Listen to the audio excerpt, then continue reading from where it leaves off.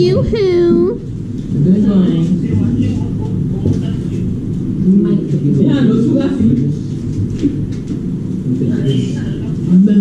Ulo kulela akomisa ngakatana chiko kumwana kwakula ako.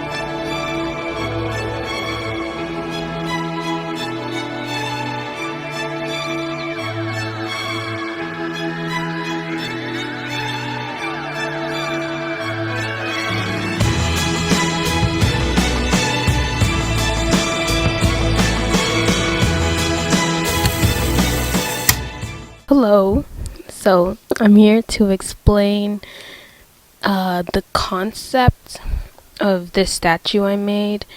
And so let's go bit by bit. I'd like to break it down.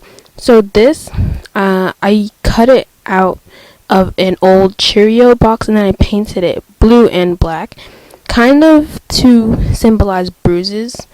And then the bed itself, I wanted it to kind of emphasize chains or breaking chains, such that, since this was for my mom, right, and it's been 7 years since she's been able to walk, I wanted to emphasize her being able to break out of that kind of situation, so then she's able to regain the ability. And that's why I really wanted the bed to have this kind of cracked texture, if you can see that, including the pillows. And I wanted the chains to be kind of broken, but like they're embedded into the bed. And I wanted this whole ring. If you've ever been to a hospital, you'll know they have these kind of curtains that have a whole thing around the bed, and then you pull it back. And so with this, I kind of wanted to symbolize the hospital kind of environment of this specific motif. And I made the curtains kind of scrappy, such that they show a tearing of them, such the same way we see the breaking of the chains. And I decided the color choices I went for, such with not painting this, is because I wanted it to stay very realistic. I didn't want it glazed or painted or anything.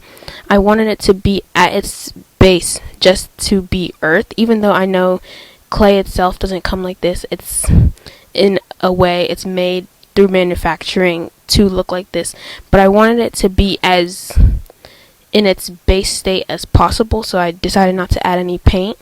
And I added this adornment, which is a broken piece of this bracelet my mother gave me. And since it's broken, I kind of wanted to tie it in with the fact of these chains being broken, and such that this ornamentation is also implying that there's been a break as well. Same with the curtains being split at this base here. I wanted it to show this breaking, this escaping. And same with this I wanted it to be also kind of breaking, but they're all treasures that has been accumulated and in a way been left behind.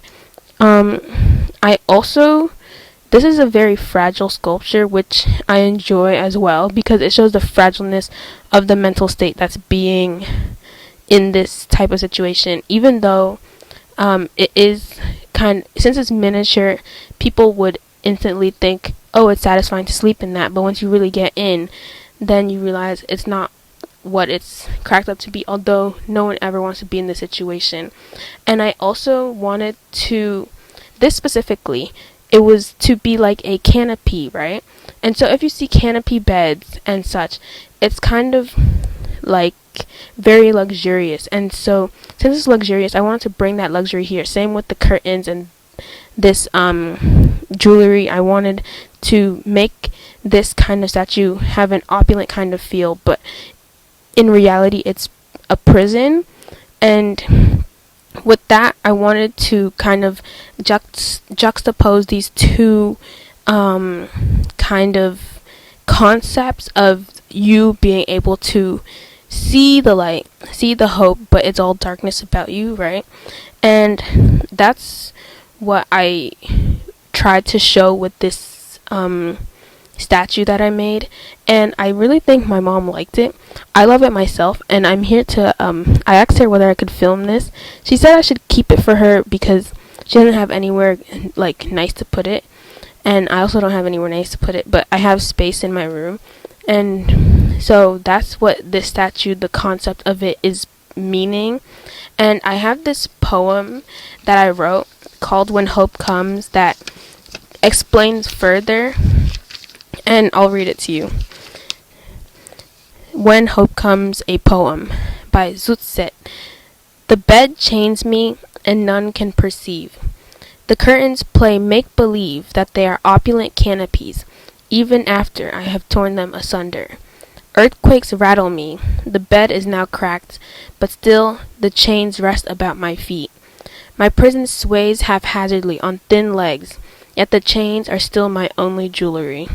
My true treasures rest to the front and back of me, and yet every time I open my eyes, all I see are those snake-like chains, taking bite after chomp. But I wonder that when the chains truly break, will I run like a mad fool, drunk on power? Or will I sit within my prison walls like those two in the Bible, having been like two chickens about to be consumed?